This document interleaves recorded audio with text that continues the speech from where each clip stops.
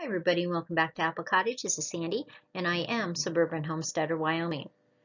Today's PowerPoint video is on composting, and it's really the science and management of composting. It may sound very complicated and things like that, but it's really a very simple process because remember, everything biodegrades.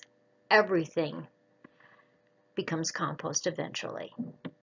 Now to start with, this is just a brand new compost bin, a 2-bin system that my husband and I just made the other day. It was nice and sunny, 60 degrees at the end of March, and we thought we'd take advantage of it. The second picture, you can see my chipper shredder in there, and actually you can see part of the stuff we chipped that went into one of those bins. And those were a rose hedge that I was digging out because I'm going to expand my garden, so I didn't want it to take up all that room. But as you can see, I didn't use treated wood. It's just regular wood, but honestly, it will last me 10 or 20 years with just the plain wood that's a little bit less expensive. Let's begin with the science of composting.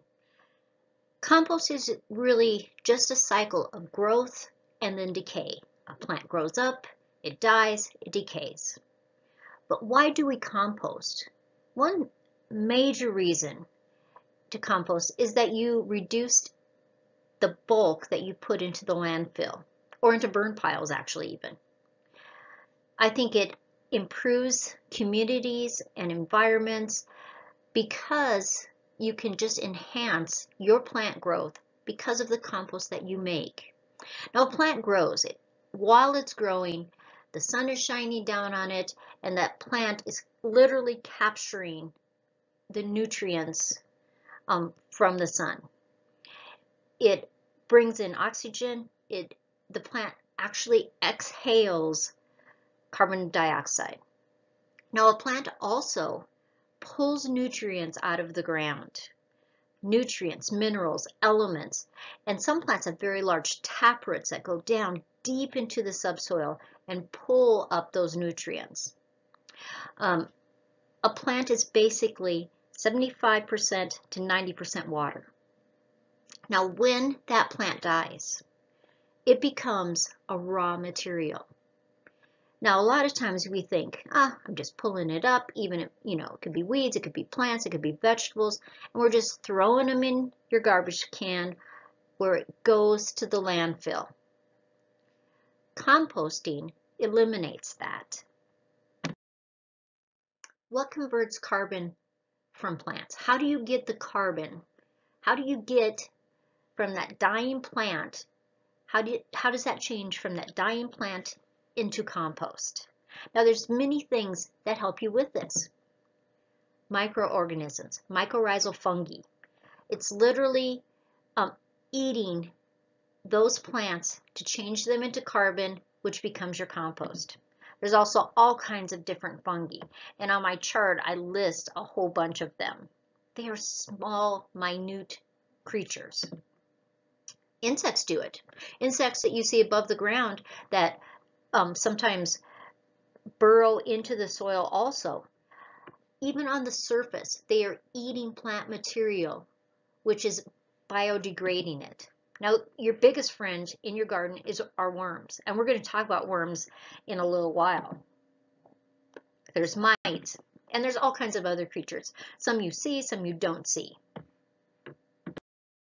In this process, we are actually converting carbon into energy. We kind of always think we're making compost, but what we're really doing is changing a dry material and making it into energy in which the plants can use. In the process of making compost, you are releasing carbon dioxide into the air. You're recycling nutrients from the plants. Those creatures, the worms, mycorrhizal fungi, regular fungus, insects, all those different creatures are literally recycling the nutrients that plant absorbed either through the soil, through the sun, and they are turning it, they're sending it through their bodies, and it's becoming compost. It's turning into compost. New plants use carbon and nutrients released from the composting process. This is a picture of one of my gardens. And I like to put on top of the soil a layer of compost. Now sometimes I'll put a layer of compost, and as you can see in the back left, there's a layer of leaves, which all summer long will slowly compost also. The worms and the different insects and the fungi will literally eat on those leaves all summer long. Around the other plants is just a layer of completed compost. These materials that are left are similar to soil. When you have a finished compost pile, it should look like soil, it should smell sweet and rich, and that is what the whole goal of doing composting. Now, what does compost do? It holds water, and it makes the soil more porous, and it makes it easier to work. And if you can add a layer of compost every year onto your garden, you don't even have to rototill it in, just lay it on top, and the water that you're watering your garden, or it's raining, that will filter down into your soil and make it richer and better and more workable. It's a win-win situation making compost. Now, there's fast, hot composting, and there's slow composting. Now, to make a really good hot composting, you have to have a balance. It has to have a balance of food, which is your plant material. You have to have a balance of water, and you have to have a balance of air. When those are balanced correctly, the compost will begin to heat up. Those mycorrhizal organisms will go into your compost pile and start to work. You can literally get a compost to 120, 150 degrees, literally in days, if you have that all balanced out. When it gets up to 150, 160 degrees, it will literally kill weed seeds and pathogens. But it doesn't kill the mycorrhizal fungi. The mycorrhizal fungi is totally okay in that heat. When complete, worms, insects, invertebrates finish the job. So it's first the job of the fungi and the mycorrhizal fungi to go in through your compost pile, and in that heating process is just working, eating, biodegrading those pieces of plant material that you have. And then when it starts to cool down, then that's when all the worms and the insects and invertebrates come in to finish it. It can be a very fast process. Now, opposite, we have slow cold composting. Now, it is easy to do because everything biodegrades. When it's a slow cold composting pile, it just takes longer. It's cooler. It doesn't heat up to the 120, 150 degrees. But you have to remember, when it doesn't heat up, it's not going to kill weed seeds and it's not going to kill pathogens. And the size of the compost pile can make a difference. You really have to have, for sure, 3 cubic feet. So 3 by 3 by 3. Now, I like my compost piles a little bit bigger, for sure, at least 4 by 4 by 4. And I have had compost piles in the past that were even larger than that. But for me, that 3 by 3 by 3 or 4 cubic feet is just a very easy, workable home gardening compost system, because it's easy to turn and it's easy to work with. Where the larger the compost pile, the more sometimes equipment you have to have. I have a friend that has huge compost piles on his property, and he uses a tractor to turn it. Well, I don't have space for a tractor, and I don't want to have to do that. And so those smaller 3 cubic feet or 4 cubic feet just work so well for me. Now, what kind of raw materials can you use? Things that are completely within your yard. Grass clippings, very high in nitrogen.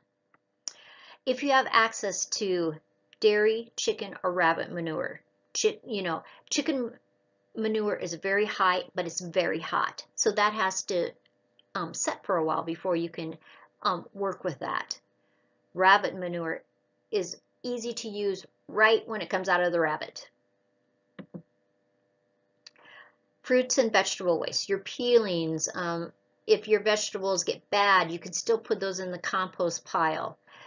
And this is a great way so that nothing is going into your trash can. Any of your garden trimmings, you're trimming plants, trees, shrubs, even just vegetables. Sometimes you're trimming the bottom leaves, you're top cutting. Any of that can go into your compost pile. Wood chips, sawdust, hay, straw, corn stalks. Just remember that the smaller you can chop those up, the faster they're going to biodegrade. Newspapers. Now they're low in moisture and nitrogen, but they're a very good bulk because you have to have a combination of green material and brown material. Leaves. Each fall your leaves are going to fall down. These are a great thing to add to your compost pile. A lot of times people will just save their bags of leaves, put a little bit of water in the bag, when tie it up, it sits all winter, and inside that, with the cold and the heat that exchange, they start to biodegrade right in the newspaper bag. You can use hay, horse manure and bedding. I just like that to be aged. Ground up trees, shrubs, anything that you can send through a chipper. Now, raw materials. That whole list is basically raw materials. Now, you just have to have a balance of all those materials. So you need energy materials. Those are the green materials. Green manures, the grass clippings. The bulking agents would be like straw, sawdust, wood chips that are from dead trees, that there's not any moisture left in them. And you just have to have a balance of this. And the bulking agent aerates the pile, and we're going to talk about more of that. But if you need a recipe for this, it's basically 1 part energy, that's 1 part green, and 2 parts bulking agents. And that is mixed together. The energy materials are always high nitrogen, high carbon. The balancing materials, when you have that all balanced, when it's working, especially when it's a hot compost, it really makes it very fast for it to be complete compost, that it's ready for you in just a matter of weeks. Now, the size of the particles are so important. Remember, the smaller you can cut those up, chip those up, the faster that compost pile is going to break down, because it's easier for the mycorrhizal fungi and the insects and the worms to biodegrade those. The small particles make it so those microbes are very, very active. So what do? I have a chipper shredder. I have a chopper, a lopper, any kind of hand things you can do. You can literally smash things up. Like, I like to throw cabbage leaves into my compost. They biodegrade very well, and they're green material, and it just, I have found, really accelerates the process. If you can get them 1/8 to a 1/2 inch diameter, all the better. Now, it's not like they won't biodegrade if they're larger. They will, it just takes more time.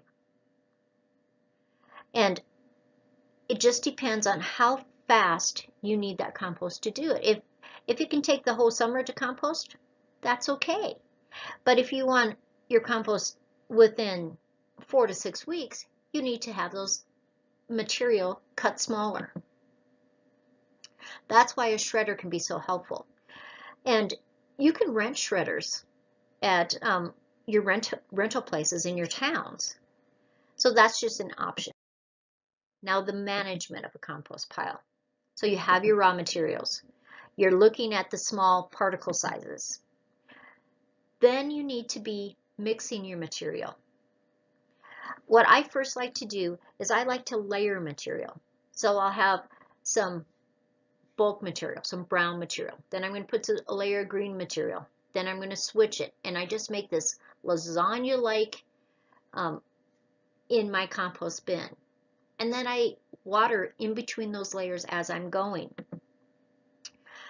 And I want to layer it till I get that 1 cubic yard at the minimum. It's going to set for a little bit.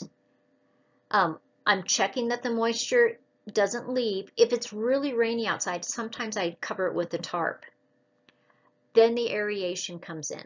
That's when I take my pitchfork and I start to turn it. And then I can really tell how it's starting to work, because you start turning it with your fork and you can feel the heat within the compost pile. The other thing that it does is it really lets that air move through the compost pile, because you don't want it to get so condensed that it's not working. It has to have air. Those mycorrhizal fungi have to have air. Now, there are nutrients within that bulk. Nitrogen is one of the ones that really heat up your compost pile, and that really makes it really start to turn, and those mycorrhizal fungi are really in there, and all the different other kinds of fungus. How do you make a compost bin? How do you do it? Now, you can make a wooden one like I showed at the beginning of the presentation. You can use containers and just put your vegetable scraps and anything you cut down and weeds and just put it together. A lot of times people will just take garden fencing and make kind of a tube and use some stakes to make it so it stands up and down, and they just throw all their waste from their garden in there. Some things will be very fast doing that, some things will be very slow, but you will be amazed that you can fill up that whole cylinder of the garden fence with just weeds and waste, and you're just throwing all the extra stuff in there, and you can just watch it compress itself just over a matter of weeks, and how that's biodegrading underneath. And that's a slow compost. It's not a fast one, but you will be amazed as the summer goes through how much that those mycorrhizal fungi and the worms and everything else are making that into compost. Now, the easiest way on those slow compost piles is don't put big branches in. It's a slow compost, and it will not biodegrade those well. I like to put a PVC pipe in the center when I'm using those kind of bins with holes in it, and that way I can add water, and it adds a lot of air right into the center, and that will make that slow process a little bit faster. But it's perfect for grass clippings, garden waste, fruit and vegetable waste. And you turn and water it when you need it. But I literally have to tell you that there's a lot of times that I just make those garden fence tube ones, and I just throw the stuff in there and I just leave it all summer long. I don't turn it, I don't do anything, and it will still biodegrade. This is just that picture of our 2-bin compost pile. We literally bought 3 4x4 posts that were 8 feet long, had them cut them in half. And all those boards are 1x10s, 8 feet long, and we got 10 of them. 6 of them we cut in half so that we could do those side walls. And then the 4 that we left long are on the back side. Very easy to do. I think we built the whole thing, I don't even know if it took us an hour to build the whole thing. So the idea is you want to collect at least a cubic yard in volume. Now, if you can have it a little bit bigger, say 5x5x3, 4x4x4, I just think that it works a little bit better. But the 3x3x3 will work. Remember, 1 part energy, so that's your green material. 2 parts bulking, straw, hay, sawdust, any of the brown things that you're doing, dead plants. We're going to chop, we're going to shred, we're going to mow it, we're going to smash it. Because a lot of times people will just take their lawnmower on the stuff that they want to put in their compost pile and just send the lawnmower back and forth a few times and then put it in your compost bin. You're going to mix that energy material with the bulk material after it's sat there for a little while, because just let it warm up by itself a little bit. Then after a week or so, start turning it. And if you can turn it, well, literally, the more you turn it, the faster it's going to go. So if you can turn it every few days, that will just really start to biodegrade. That air and that moisture is getting in there, and it gives spaces for the insects and the worms to climb through. If it's too dry, you just add water. You just check the moisture. If it's too wet, if you at all smell a bad smell from your compost pile, you need to add more bulk. So add newspapers, add straw, anything that's a dry material. And your compost will just speed itself up. So what's next? You're going to turn your compost at least once a week. If you can do it every about 3 days, even better. When you're turning it, it just improves, it speeds up the decay. It gives that airspace in there. The moisture particles can go throughout it. If it's really rainy for a while, cover your compost pile, because you don't want it to get so soaking wet that you have to add a lot of dry, bulky material to it. You want it to get to that 120 to 130 degrees for a few weeks. That really kills the pathogens and the weed seeds. But if you know that there's no weed seeds in there, or any pathogens, anything that you would have added, like, oh, say some of the manures, as soon as it gets up to those warm temperatures, after 2 weeks, you can start turning it. It will literally shrink to half the volume, half the size in just a matter of weeks. You will just be so amazed. Your goal is to have that pile be a compost pile from 4 to 8 weeks. It will start to cool down.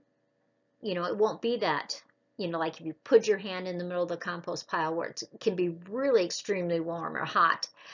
It will cool itself down. When it's cured, you can use that compost. This is why I have that 2-bin system, because I want one that's working and one that's curing, so that it's come down to that 110 degrees and it is ready for me to go and ready for me to use in my garden. So that's why I do 2 of them. So I'm going to build up the one side first, and that is going to go through its whole process, and then I can start on the other bin.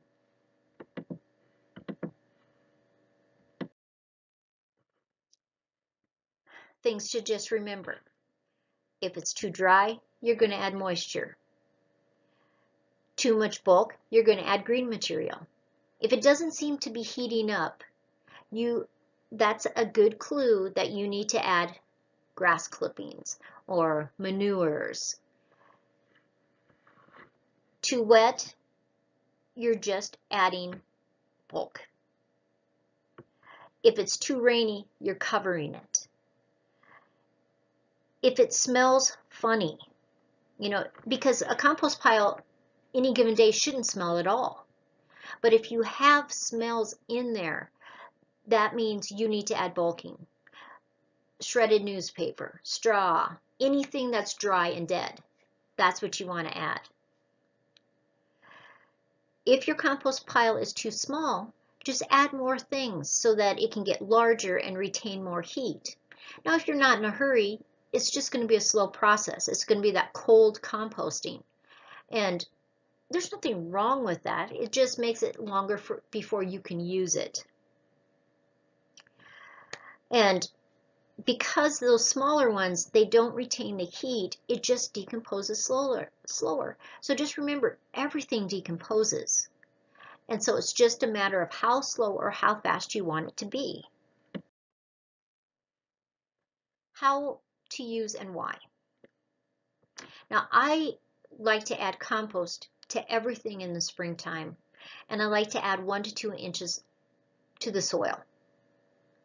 I like to use it when I'm mulching. It controls the weeds and conserves water, and it helps with erosion. Those are big factors, because if you have your garden soil and you're working it and you're making it get better and better each year, you don't want it to have the rains wash it away. You don't want to have to be watering and watering. So this compost can be a great mulch to hold that moisture. It's really saving you water. And what does it do?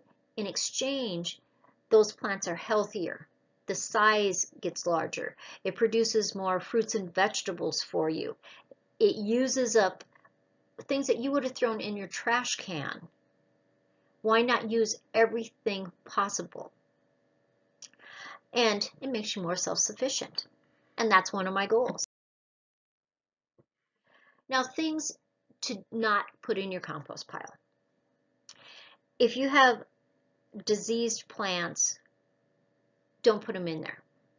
You can put the weeds in, but if they've already gone to seed, make sure you're cutting that away from your compost pile, cutting those seeds away, and just throwing the rest of the plant into the compost bin. If you have a lot of woody, coarse material, it's slower to compost down. Now, it all depends on the size of your compost and the heat that you can produce, but it's just better to have smaller pieces. Now, I use my chipper, and so I do have pieces of wood that are coarse material, but they're small pieces.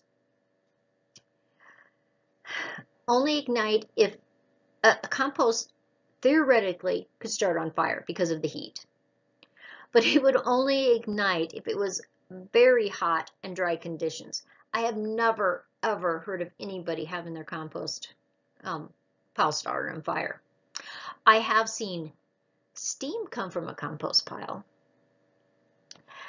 And remember, fresh manures can have pathogens. That's why I like adding manures that are aged.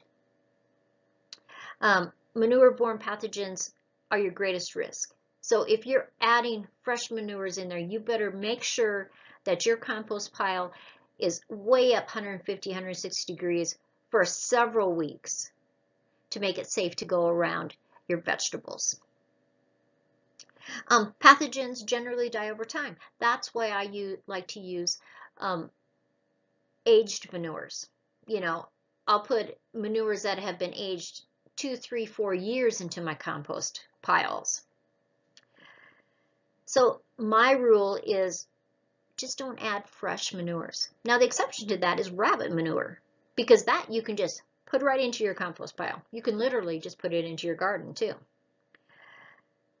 Never put pig manures, dog manures, or cat manures, ever. Those pathogens will not die in your compost pile.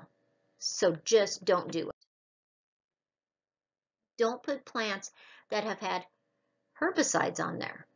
If you know your grass has been sprayed with something that is not organic, do not put that into your compost pile. Now, will it eventually break down? It can over time. But my rule of thumb is just don't do it.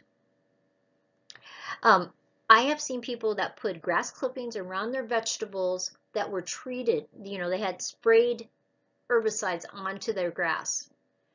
And it has hurt their garden soil for several years. So just don't do it.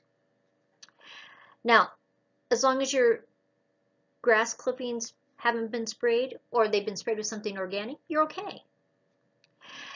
If you think at all something may have been sprayed, just let that compost sit at least a year. I would even suggest 2 years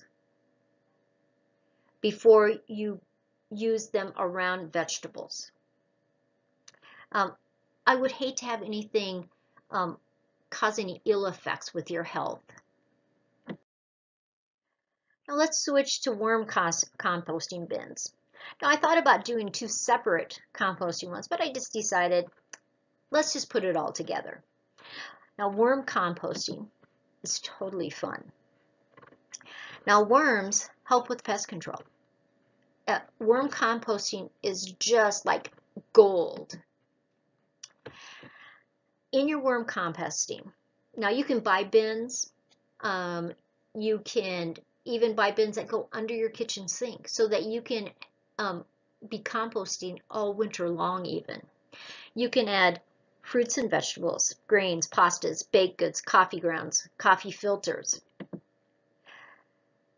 Your worm bin should always stay around 55 to 70 degrees. So in the summertime, if you have it outside, put it in a shady area so it doesn't get too hot.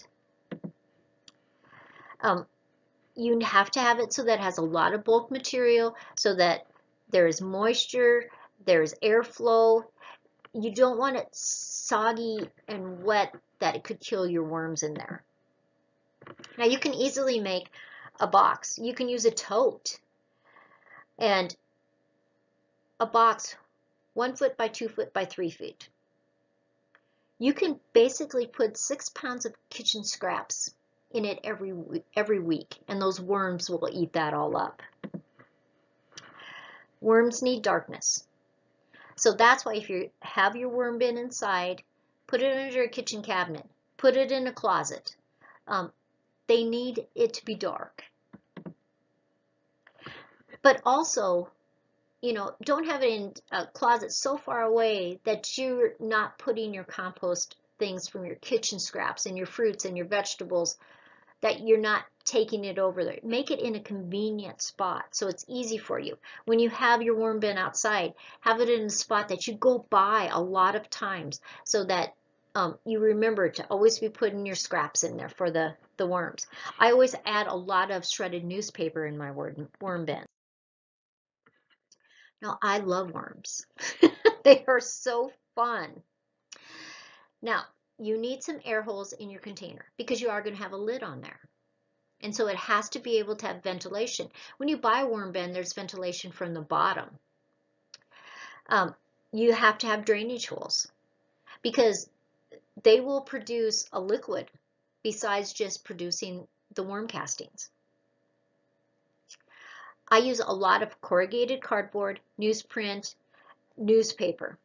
Now, newspaper that you get every single day, your newspaper, that ink on there is a vegetable base. It's very soluble. It's okay to put in your worm bin. At least an inch of shredded paper in there. A little topsoil, your worms, your kitchen scraps.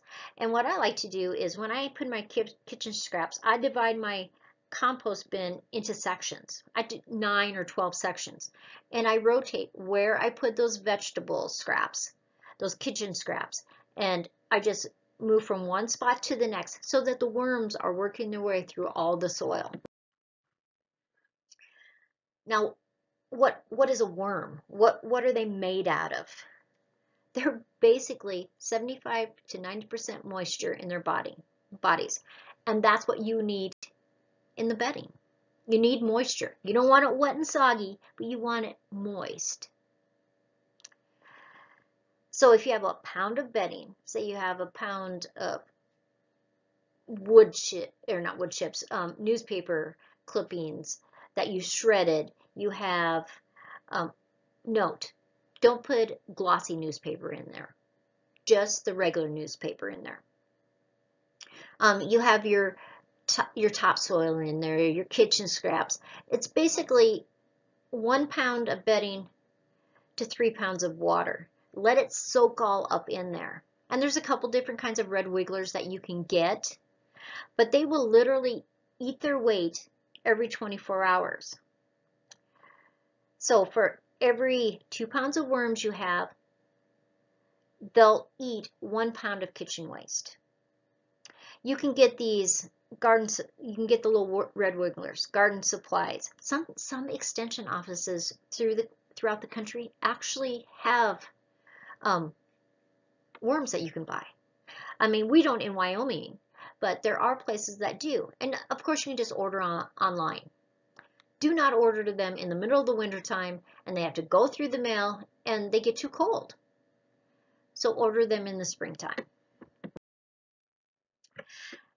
Now, if you had to have a formula to figure out how many worms you need for how much kitchen scraps you're going to have.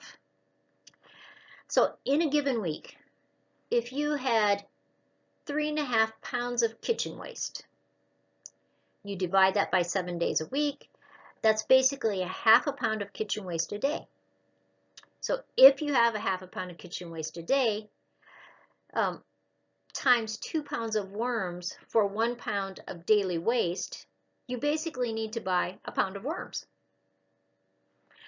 So if you had 7 pounds of kitchen waste, banana peels from, your apples and oranges and whatever, parts of salad that you have left over, if you had twice as much, you would have twice as many worms. So your worm bin would be bigger, and that just kind of gives you a formula of what you would do. Now, vary the location of your waste. And that's how I was talking about, is like one bin, I might divide it into 9 sections. And I'm just gonna, this day I'm gonna put the stuff in quadrant 1, then quadrant 2, then quadrant 3, and I go through the whole process, and then I start again. And that way your worms are always moving through your soil. So if you had a 2x2 box, 9 locations. If your box is bigger, maybe you have 12 locations, and it just moves that kitchen waste around. Don't put eggshells in there, because a worm is a soft-bodied creature, and eggshells are sharp. You can put your eggshells in your compost bin. Put it, crush them up and to stop slugs. Crush them up and put some of them when you make your hole for your tomato plant. Put some crushed eggshells down there. Now, a worm is an interesting creature because it can literally go 3 to 4 weeks without even eating. Can you imagine? But you will watch all that newspaper and all the things that you have in your worm bin. It starts to get darker, it starts to change, it starts to become soil. And that's the worms doing their job. Now be careful not to get in your container, get too many worms, because they don't want to be that crowded that there's not enough food for them all. So if you get too many worms, have another bin, give them to somebody else who would like to start a little worm bin. Worm farm is what I call it. And make sure if there's any odors coming, you have to check your worm bin, because it should never smell. So if it has a weird smell, a foul smell, it needs more bulk in there. It's probably too wet. And so it's an easy fix. You just add like shredded newspaper or really chopped up pieces of straw, tiny pieces, anything that's a bulk. Add a little sawdust in there. And I like to cover it with a bedding. So I have my worm bin all set up. I'm feeding them each quadrant each day, but I like to lay shredded newspaper over the top of it too. And they will pull that shredded newspaper down while they're eating the kitchen waste, and it just becomes more and more compost and worm castings. Now these are some fun little questions. Do you know that worms do not have eyes? They have a mouth with a lip. They don't have teeth. Worms need air. They need moisture.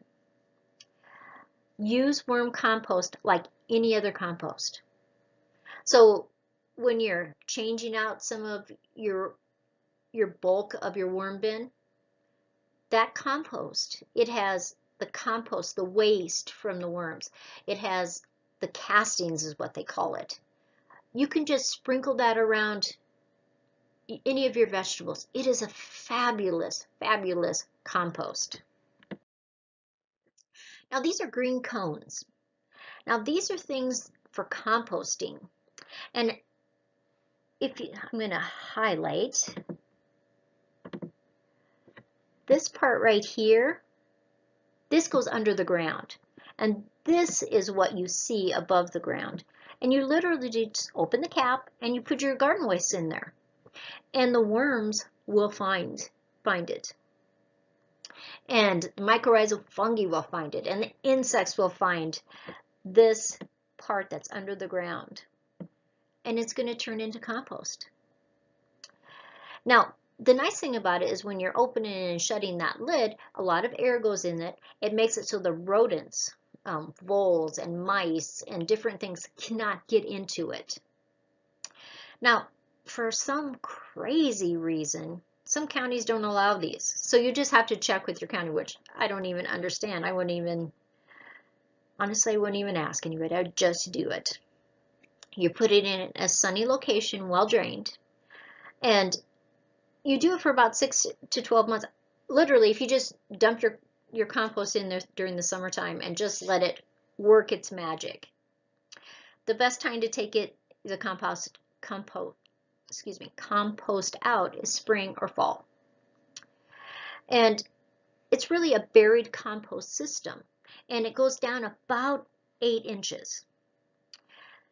They assume with the amount of waste that a family of 4 would do, you would probably use 2 cones, and that would use all of your kitchen waste. And so you could really make one of these yourself, because this could be a laundry basket. This could be some kind of tub that you put a lid in, and hook those together with some zip ties, bury the bottom part in the ground, and you have one that you did yourself. So I'm always looking for ways that it can be cheaper to do instead of buying something. But I think these are interesting and an easy way that you can send it out. Your kids can fill up the compost cone. I think it's just really an interesting concept. Now, the other thing that you can do for composting is manure teas. And you're going to take a 5-gallon bucket. If you're using compost or rabbit manures, a lot of times I will put that in like an old pillowcase, and I'll fill up the bag halfway, tie it in a knot, and I'll put it in the 5-gallon bucket, and I will just fill it with water. Now, if I'm using weeds, I don't put it in a bag. I just stuff the 5-gallon bucket as much as I can with the weeds, and I fill it with water. It steeps in the sun for about 2 weeks, and you have liquid gold. Now, it does have to be diluted because it gets very strong.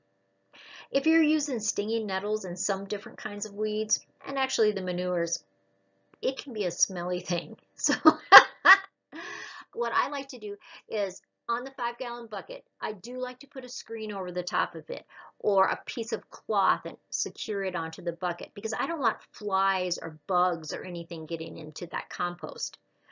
And when I go to use it, if I'm putting it in my plants, for sure I'm going to dilute it halfway. Sometimes I dilute it 1 part for the liquid fertilizer and 3 parts of water. It just depends on how strong it got before I started to use it. If you're doing it on your transplants, on those new young plants, make sure you dilute it even more. So this is Sandy at Apple Cottage. I am Suburban Homesteader, Wyoming. I hope you enjoyed and learned some things from composting. But remember, all things compost. Even you're going to compost sometime. If you do composting fast, you do it slow, it will always compost. And that material that you get out of that, if it's worm composting, if it's using a green cone, if you're using just garden fence and you're putting it a cylinder and just throwing your stuff in there. If you're building compost bins, if you're using a compost bin that's a tumbler that you're turning or rolling, it's all compost. It is all good, and it will always help your garden. It will make it so there's less and less things that go into our landfill. Literally, if every person that had a garden had a compost pile, you would be amazed at the reduction in our landfills. So this is Sandy. Have a great day. I hope you enjoyed this. Stay so safe. And I hope you're prosperous and blessed. Thanks so much.